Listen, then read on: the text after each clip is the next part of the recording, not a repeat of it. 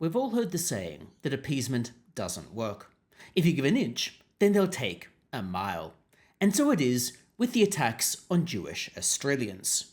For the course over the past year or so, we've seen consistent, repeated protests against Jewish Australians under the guise of being anti-Zionism or a protest against Israel.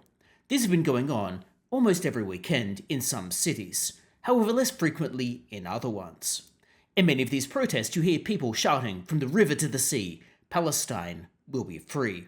However, if you stop and ask them which river and which sea, and what does it mean for Palestine to be free, well, you get a bit of silence, because it's clear that that involves the elimination of Israel. Similarly, we've seen the protests escalate on universities until they ultimately petered out when the news cycle started to move on, and people moved on to the next new shiny object. Furthermore, we've seen various chants calling for intifada, which if you actually dig into what intifada really means, it's effectively a violent uprising. A no amount of weasel words saying that there's just a resistance can really cover up the fact that all of the prior intifadas have been rather violent. And this therefore has led to escalations in Australia. Most recently, a synagogue was set on fire when people were inside preparing for early prayers. It was set on fire intentionally, because not only was an accelerant used, there's video footage of a person brushing the accelerant around in order to maximize the potential damage that could be done. This was clearly arson. Now, it's not entirely clear at this point whether they knew people were inside. However, surely they could have considered that as a possibility. And therefore, surely it looks like at least reckless indifference to human life. Because after all, if you're going to set a building on fire, then you need to consider, are people actually in that building, which could have been a distinct possibility, and therefore it turns out that in fact 2 people were injured in this arson attack. I'm not sure exactly how badly they were injured, but they were injured nevertheless. Now, these escalating tensions have really been one-sided. After all, most of the chants and the attacks and the vitriol has been targeted against Jewish Australians. But despite this, the ALP, and in particular Penny Wong, seem to have gone out of their way to try to appease the Palestinian cause, in particular calling for an immediate 2-state solution, an immediate declaration of Palestinian statehood, an immediate reward, really, for seizing hostages from Israel and murdering some 1,400 people. Now, we can debate about whether Israel has responded in a slightly overly aggressive manner. However, that's a separate topic, primarily for the reason that Jewish Australians in Australia really have nothing to do with the situation in Israel. It would also be like claiming that Christians more generally are responsible for any wrongdoing that a Christian has done. For example, all Christians responsible for Waco. Clearly, they weren't. So therefore, it's obvious that not all Jewish people are responsible for what is going on in Israel, even if we think Israel is behaving in an excessively aggressive manner. Furthermore, the attacks on a synagogue have nothing whatsoever to do with Israel.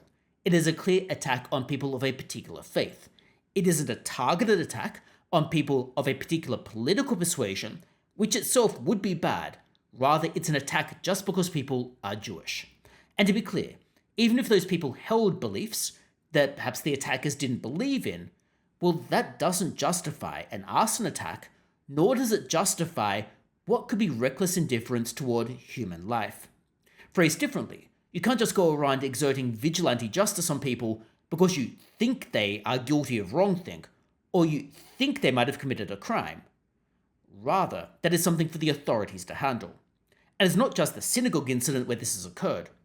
There was a CEO of a health insurance company in the United States who was also brutally murdered over just the past couple of days. Again, vigilante justice against someone that people perceived as doing something wrong. Now, that CEO, one might argue, had been engaging in very aggressive practices. And one might argue that they shouldn't be engaging in those types of things. The insurance company, one could argue, was behaving in a heartless manner. However, as soon as we start letting people go around murdering people just because they think they are being heartless, where does that stop? Who determines who is heartless and who isn't? That's why we have a criminal justice system. The criminal justice system is supposed to determine who is engaged in something that we have determined to be wrong, and who has not. Now, for those of you who have been watching this channel for a little while, you would know that I'm not someone who goes around saying that we need to crack down on civil liberties. Rather here, what I am saying is we just need to enforce the ordinary rules in relation to prohibitions on arson and prohibitions on what could potentially be attempted murder, depending on what the evidence is. We already have laws that make this wrong. We already have laws that make it illegal. I'm not asking, and I don't think other people are asking, for any other laws, because this arson attack was already wrongdoing. And the people defending the arson attack would appear to be defending what is clearly an illegal act, because they feel morally justified in violating the law. But like I've said, who determines what is morally justified? And even if, hypothetically, a majority of people were to say burning a synagogue down is morally justified, and to be clear, I don't think that's the case, well, what happens to minority rights in that case? When is it the case that 51% of people can just go and expropriate other people's assets, or burn their property down, or attack them? When is that okay? One needs to have some clear limits on that type of thing. Clear limits on vigilante justice, clear limits on mob justice. And it can't just be the case that we've got a tyranny of the majority, where hypothetically a 51% of people could go and expropriate, attack, or harm a 49% of people. Clearly, that's not how things should work. However, we've certainly seen some people claim as such. We've seen some people try to defend the arson attack. We've seen some people try to defend the murder of that CEO. We've seen some people try to say, well, I can sympathize with why that CEO was murdered. He was overseeing a heartless insurance company. Similarly, when is it that a random person can decide it's okay to burn down a synagogue? And the escalating breakdown and any semblance of order is what will ensue. Because this is clearly an anti-Semitic attack. It's clearly, to my mind, the result of consistent, perpetual appeasement of those types of attacks.